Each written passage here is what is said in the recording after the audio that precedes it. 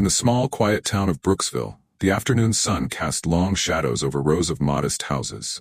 On the porch of one of these homes sat John Harris, a 93-year-old who had witnessed more than the town's residents could ever imagine. His wrinkled hands were steady as he sipped his coffee, his eyes on the distant horizon. The peaceful scene was broken by the rumbling sound of engines, a sound John had come to recognize over the past few weeks. It was the bikers again. Rex, the leader of the gang, swaggered up onto John's lawn, his leather jacket and tattoos adding to his intimidating presence. The gang members parked their bikes on the grass, laughing as if the yard was their personal hangout. Well, look who's enjoying his afternoon, Rex sneered, hopping off his bike. John didn't respond, merely observing the gang's antics with his usual calm. This wasn't the first time they had harassed him, and the bikers clearly didn't expect any resistance. "What's the matter, old man? Cat got your tongue?" Rex sneered, stepping forward and knocking the coffee cup from John's hands. John's gaze fell to the shattered cup, then slowly lifted back to meet Rex's eyes.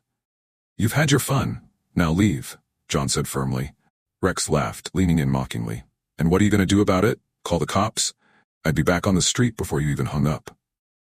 "No, I'm not calling the cops," John replied quietly, pulling out an old flip phone. He dialed a single number as Rex laughed. "Who's on the other end? The retirement home?"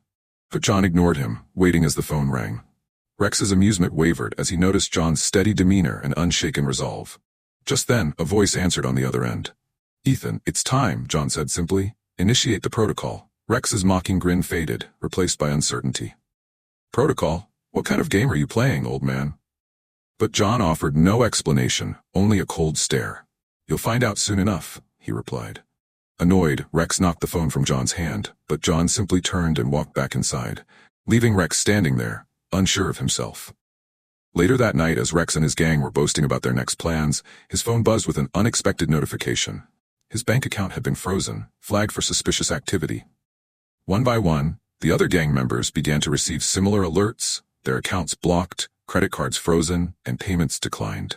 It seemed their financial lives were being torn down, piece by piece. Meanwhile, back in his living room, John watched the effects of his call play out on his computer screen.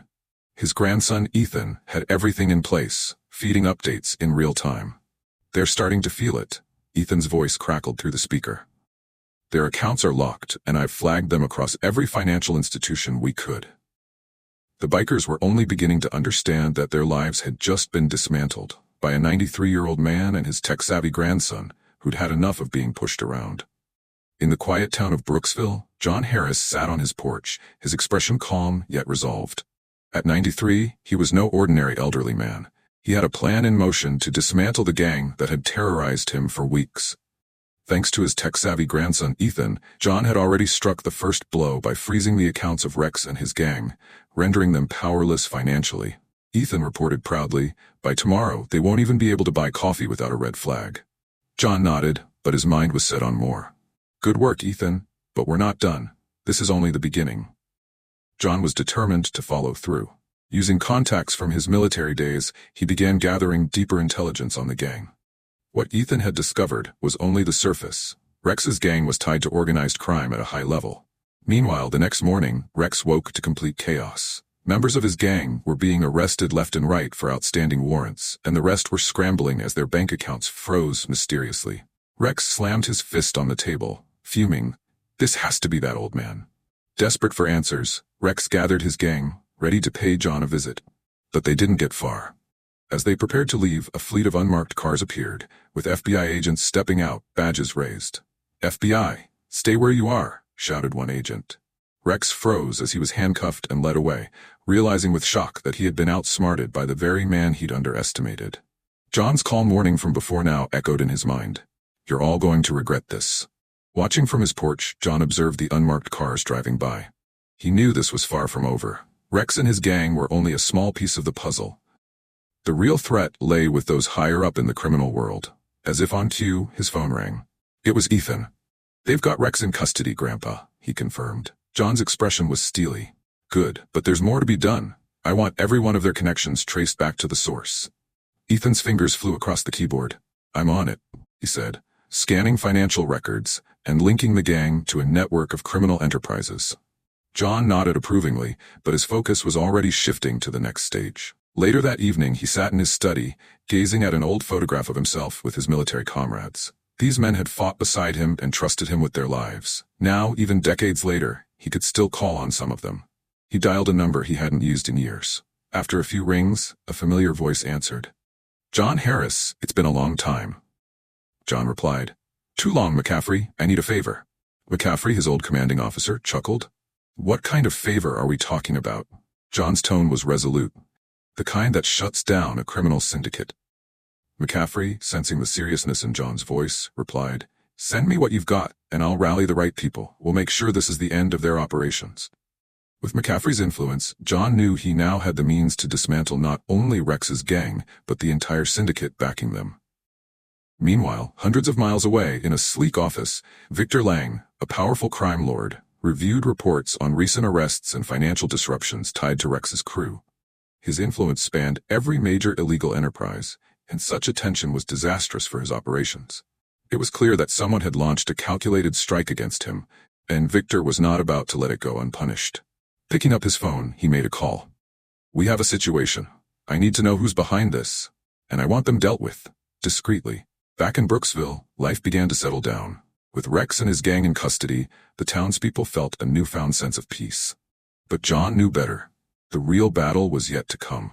One afternoon, as he sat on his porch, he couldn't shake the feeling that the coming days would test every bit of resolve he and his allies had. Ethan arrived at his grandfather's porch with a sense of urgency, carrying his laptop and some serious updates. "Grandpa, you've got to see this," he said, setting the device on the porch table. As John watched, Ethan opened a series of files uncovering a complex network of bank transfers, hidden accounts, and ghost companies. This wasn't just Rex's gang anymore. What they'd stumbled on went much further up the chain. "I traced everything back to a man named Victor Lang," Ethan explained. "He's behind all of it. Drug trafficking, arms dealing, you name it. Rex and his gang are just pawns in his operation." John's face darkened. "Victor Lang," he murmured, the name ringing a distant bell. "I've heard of him. He's dangerous." Ethan nodded gravely. "I froze what accounts I could, but Lang has layers of protection. We'll need more than hacking to take him down." John knew that stopping Lang would require careful strategy and backup. "We're going to need McCaffrey's help," John replied. He quickly called his old ally, McCaffrey, sharing what they had uncovered. True to his word, McCaffrey had already mobilized resources. Within hours, a special task force was coming together, but McCaffrey issued a warning. "Lang's different, John. He's sharp, ruthless. If we go after him, there's no turning back." John's jaw was set. "I understand, but we're in too deep to quit now." McCaffrey agreed but cautioned John to keep a low profile. If Lang got wind of their involvement, there would be severe consequences. As the days turned into weeks, John, Ethan, and McCaffrey worked tirelessly to build a solid case against Lang and his criminal empire. The FBI began moving in, systematically targeting key players. However, Lang was no fool. He sensed the tightening net and became more unpredictable. One night, as Ethan monitored digital channels, he intercepted an encrypted message to one of Lang's lieutenants. Ethan's stomach dropped as he showed his grandfather. "They know it's you, Grandpa. Lang's ordered a hit. They're coming." John stayed calm, though he felt the weight of the situation settle over him. This was no longer about strategy. This had become personal. Lang's men were ruthless and would stop at nothing. "Then we'll be ready," John replied, his voice unwavering. As night fell, John secured the house, setting up hidden cameras, alarms, and improvised traps. Years of military training came flooding back, and despite his age, he moved with precision and focus.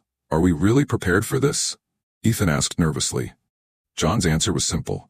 "We don't have a choice. Lang's men have underestimated us." Soon, they heard the low rumble of engines in the distance. The bikers were approaching, their headlights illuminating the edges of John's property. Lang had sent his best, hardened criminals with no hesitation to follow through on the hit. As the bikers dismounted and approached, confident of an easy victory, John set off the first alarm. The blaring sound disoriented the intruders, followed by bright security lights flooding the yard, throwing them off balance. "Stay low," John whispered to Ethan, guiding him to a secure spot. Caught off guard, the bikers stumbled into the traps John had laid. Two of them were instantly immobilized, snared by cleverly set lines that held them in place. Their leader, a burly man known as Snake, barked orders to his men and forced his way onto the porch with a crowbar. But as he stepped inside, he found himself face to face with John, who held a shotgun at the ready, aimed straight at Snake. "This is your last chance," John said coldly. to walk away while you still can. John's gaze was steady as he faced down Snake, who sneered, unfazed. Think you can handle me, old man? Snake taunted. John's eyes remained calm. I've seen worse, he replied. Snake lunged, but John was ready. With expert timing, he fired a warning shot that grazed Snake's shoulder, sending him reeling back, clutching his wound in shock. Snake cursed under his breath, but before he could react further, the night lit up with flashing lights as unmarked cars sped onto the property. McCaffrey had sent backup right on time, and federal agents moved in, guns drawn, securing the area in a matter of minutes. Lang's men were completely unprepared for the coordinated assault. One by one, the bikers were apprehended and handcuffed, loaded into waiting vehicles.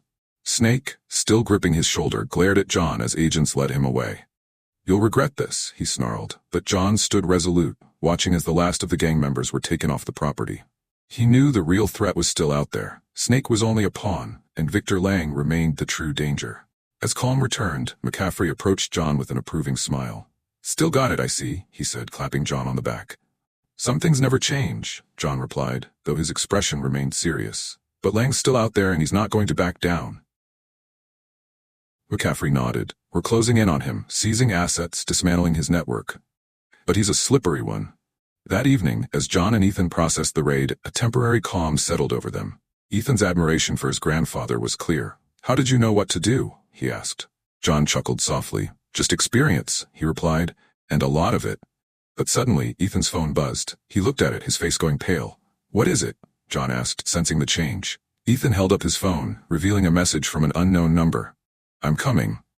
John took a deep breath, unfazed. He had expected Lang to retaliate. Let's prepare, he said calmly, already strategizing.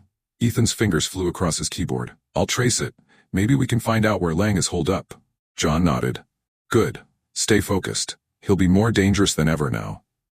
Hours later, Ethan's computer beeped, and he turned to his grandfather with a glint of triumph. Got him. Lang's hiding out in an old warehouse on the edge of town. It's heavily guarded, but if we act fast, we can take him down. John's face hardened. Then let's finish this. McCaffrey's team quickly mobilized. As the vehicles approached the warehouse, John rode alongside McCaffrey. This was it, the final confrontation. They moved in silently, surrounding the building, the tension building with each step. Inside, Lang's men patrolled, oblivious to the ambush about to hit them. With a nod to McCaffrey, John moved forward, his instincts sharp as ever. The team burst into the warehouse, catching Lang's men by surprise. A firefight erupted, with bullets tearing through the darkened space. Amid the chaos, John moved with surprising agility, pushing deeper into the warehouse, his eyes fixed on reaching Lang. Finally, he found Lang in a secluded room, surrounded by papers and monitors. Lang didn't seem surprised to see him. John Harris, he sneered, the man who just doesn't know when to quit. John leveled his shotgun, steady and focused. It's over, Lang. Your empire's done. Lang chuckled, his eyes cold. You think it ends here? There will always be others, you know. But as Lang reached for a gun, John fired, ending it with one precise shot. With Lang's fall, the air was filled with a sense of relief. The federal agents rounded up the remaining men, securing every corner of Lang's crumbling empire. Outside, McCaffrey clapped John on the back once more. You saved lives today, he said, respect evident in his voice. Couldn't have done it alone, John replied with a faint smile. As the sun rose, bathing the scene in warm light, John and Ethan walked side by side, finally able to breathe. Back on the porch where it all began, John settled into his chair with Ethan beside him. They had faced down danger together, and as John looked out at the horizon, he knew that while this battle was won, there would always be others. But for now, that was enough. If you enjoyed this story, don't forget to like and subscribe for more thrilling and inspiring tales. Share this video with your friends and family, and leave a comment below with your thoughts. And remember, sometimes, all it takes is one phone call to change everything.